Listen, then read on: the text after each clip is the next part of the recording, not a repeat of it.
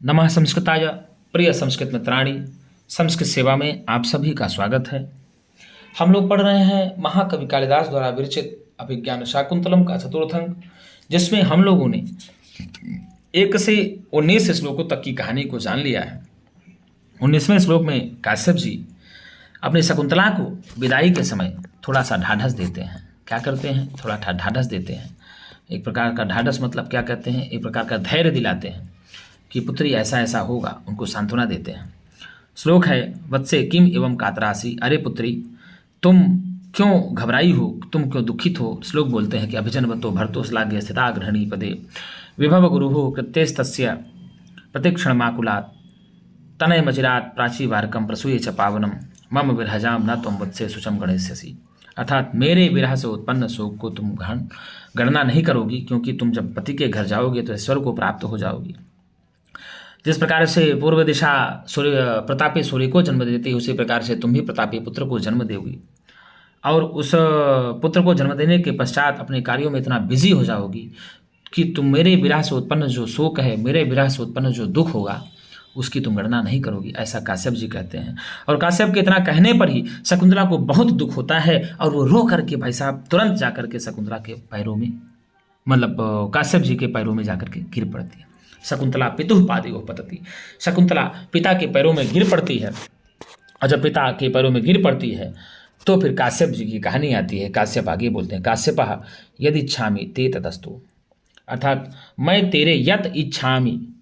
काश्यप कहते हैं कि मैंने तेरे लिए जो भी चाहा है, मैं तुम्हारे लिए जो भी चाहता हूँ, ते तद अस्तु, वह तुम्हारे लिए पूर्ण हो जाए, वह तुम्हारे लिए पूर्ण हो जाए। हे पुत्री, हमने तुम्हारे लिए जो कुछ भी सोचा है, मैं तुम्हारे लिए जो भी कुछ भी चाहता हूँ, वह तुम्हारे लिए पूर्ण हो जाए।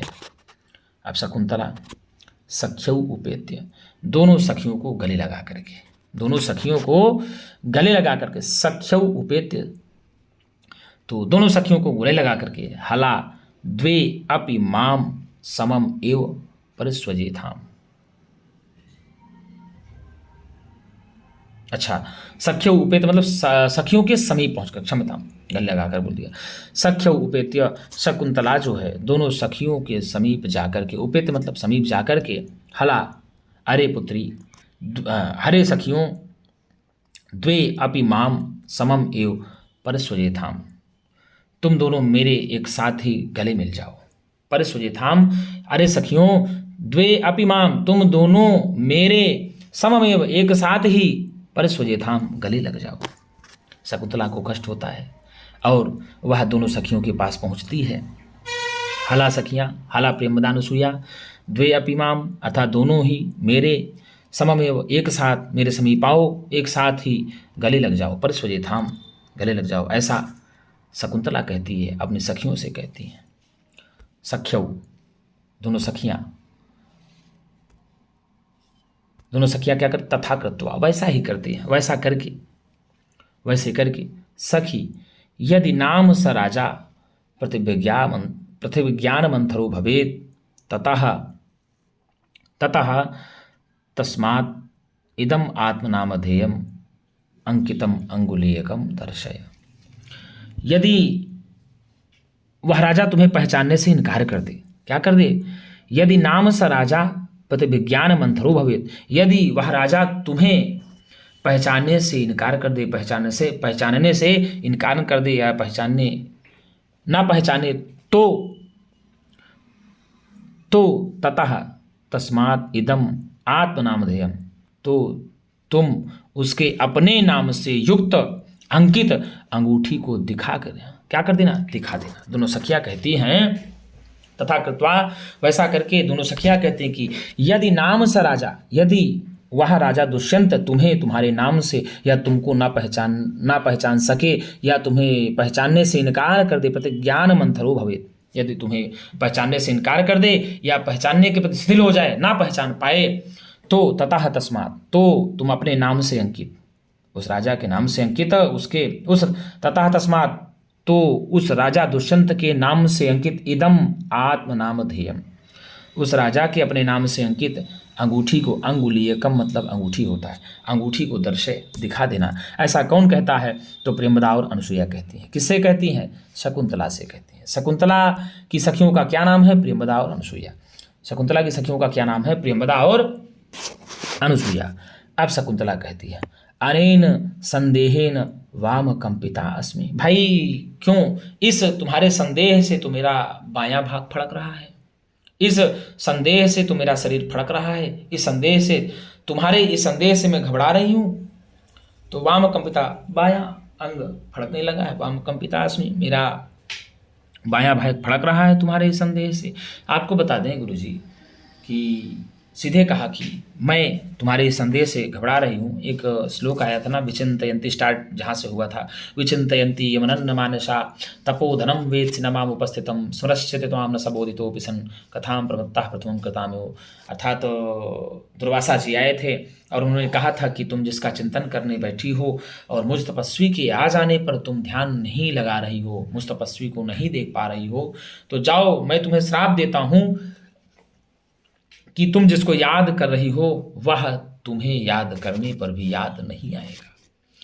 यह श्राप चतुर्थ अंक में दुर्वासा ने शकुंतला को पूर्व में ही दे दिया था और इस श्राप की कहानी को अनुसुईया और प्रियंवदा ने जाना था, निवेदन भी किया था दुर्वासा जी से।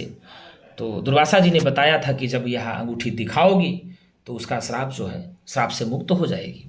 तो इन सखियों को पता था, तो वही बात आई थी कि इदम आत्मनाम ध्येयम अंगुलीयकम दर्शय। यदि तुमको वह नहीं पहचान पाएगा तो तुम उस राजा के उस नाम से अंकित अंगूठी को दिखा देना जिससे वह पहचान जाए।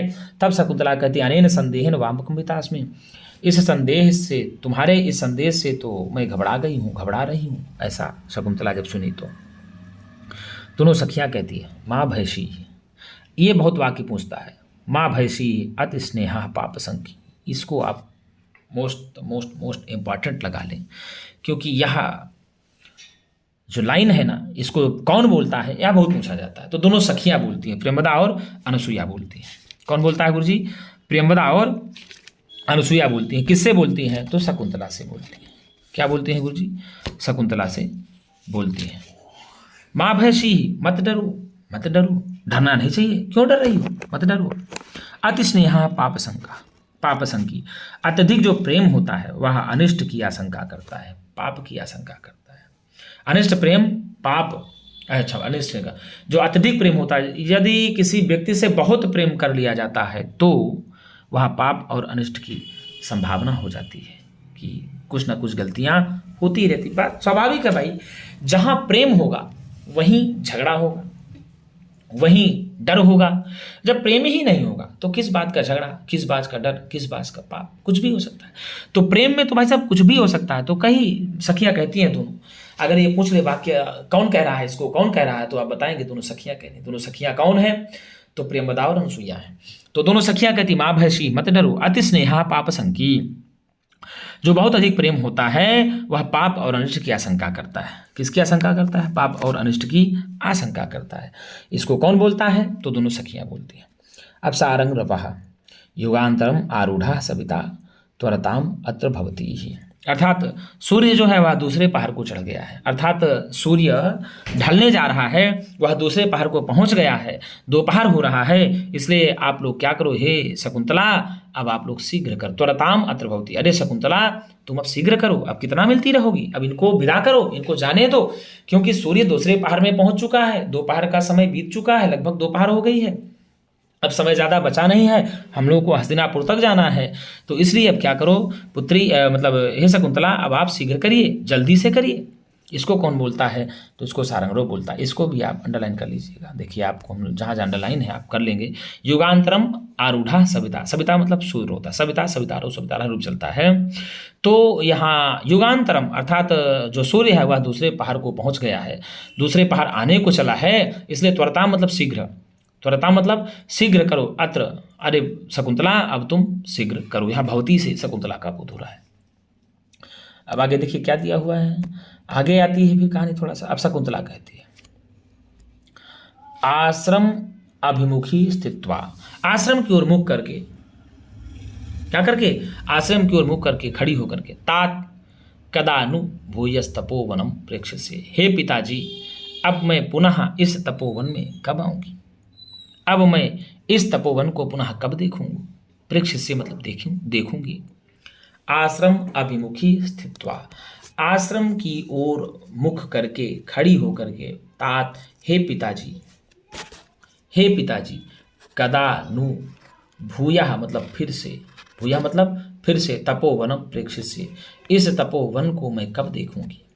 हे पिताजी, अब मैं फिर से दोबारा इस तपोवन को कब देखूंगी, अर्थात अब मैं इस तपोवन में दोबारा कब आऊंगी। ऐसा शकुंतला अपने पिता काश्यप से पूछती हैं। और कैसे पूछती हैं, तो आश्रम की ओर मुख करके पूछती हैं, खड़ी होकर के पूछती हैं, क्योंकि आश्रम से शकुंतला को बहुत लगाव होता है, आश्रम से शकुंतला को बहुत प्रेम होता है। इस कारण से वह आश्रम की ओर मुख करके खड़ी होकर के पिता से पूछती है कि भूया फिर से मैं इस तपोवन को कब देखूंगी पिताजी, मुझे आप इसको बताइए। तो आगे कहानी आएगी श्लोक के माध्यम से, तो हम लोग श्लोक पढ़ेंगे 20वां श्लोक। तो मित्रों, आज के लिए इतना ही। हम पुनः एक नई वीडियो के साथ मिलेंगे, तब तक के लिए नमः संस्कृताय।